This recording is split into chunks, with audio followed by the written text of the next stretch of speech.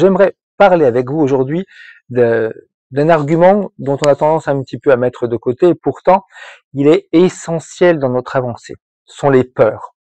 On a tendance un petit peu à mettre de côté un petit peu nos peurs parce qu'on ne s'imagine pas l'impact que cela peut avoir dans nos décisions, dans nos choix, dans nos comportements. Il y a différentes peurs. Je vais en énumérer 3, sachant qu'il y en a beaucoup plus. Par exemple, la peur physique, qui est liée à la survie. C'est exemple la peur du vide, la peur du feu, la peur de la douleur. Ce sont des peurs physiques. Les peurs psychologiques, peur du rejet, de l'échec, du jugement ou de ne pas être en réalité à la hauteur. Ça, ce sont les peurs psychologiques très souvent qui vont être créées par notre cerveau en fonction de notre enfance, en fonction de ce que l'on a vécu et des émotions qui ont été accumulées à l'intérieur de nous.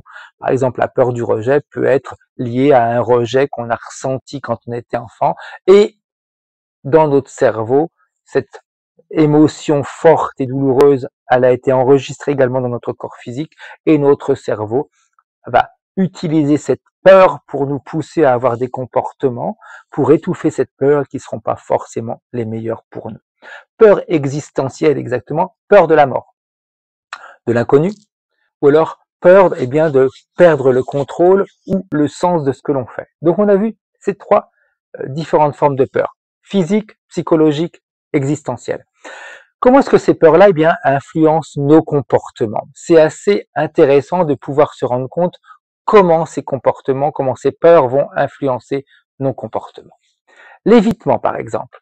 On fuit certaines situations pour ne pas postuler à un emploi, on évite une conversation difficile parce que la peur nous donne la sensation de ne pas être à la hauteur.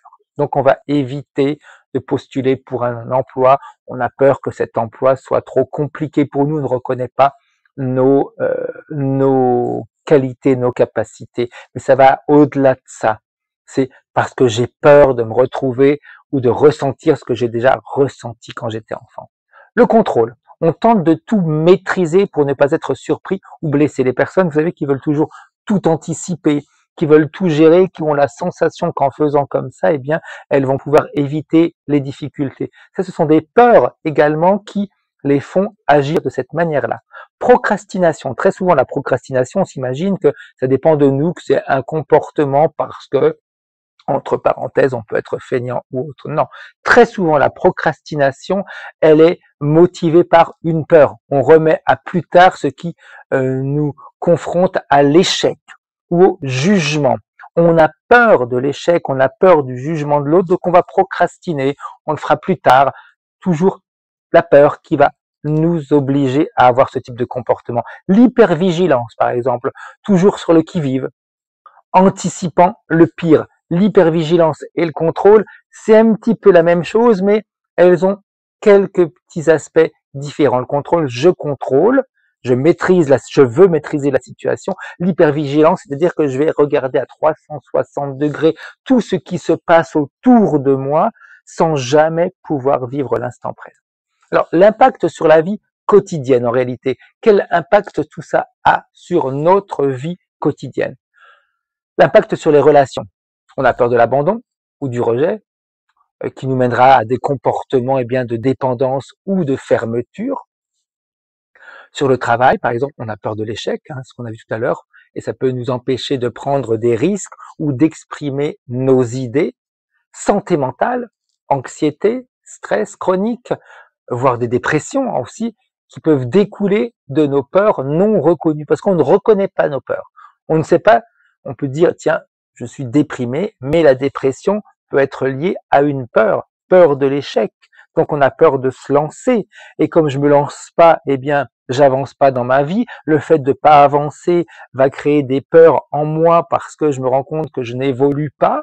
Et comme je n'évolue pas, je vais stagner. Et petit à petit, ma vie va se sentir comme étouffée et je vais de moins en moins obtenir ce que je veux, qui va créer une dépression. Je suis pas à la hauteur, le monde est compliqué, etc.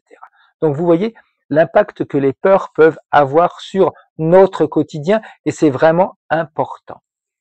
Et pourtant, les peurs peuvent être un moteur pour nous.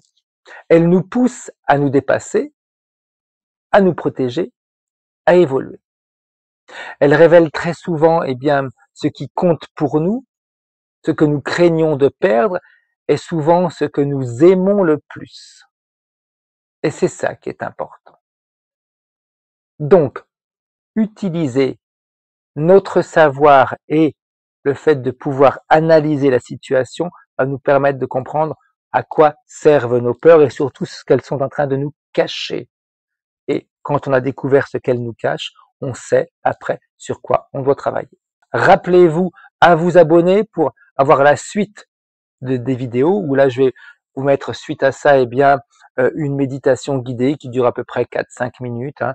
Ça va vous permettre de vous tranquilliser et puis également des exercices à faire chez vous pour comprendre un petit peu ce que vos peurs peuvent cacher et comment vous alléger. C'est ça l'hypnose et également ce que moi j'appelle l'hypnose et le chemin de vie associé. Ce sont des formations que je propose, des journées où on va travailler sur soi et ça c'est essentiel pour pouvoir avancer. Les ateliers vous permettent de réellement activer votre connaissance et surtout de comprendre les mécanismes que vous allez pouvoir bypasser.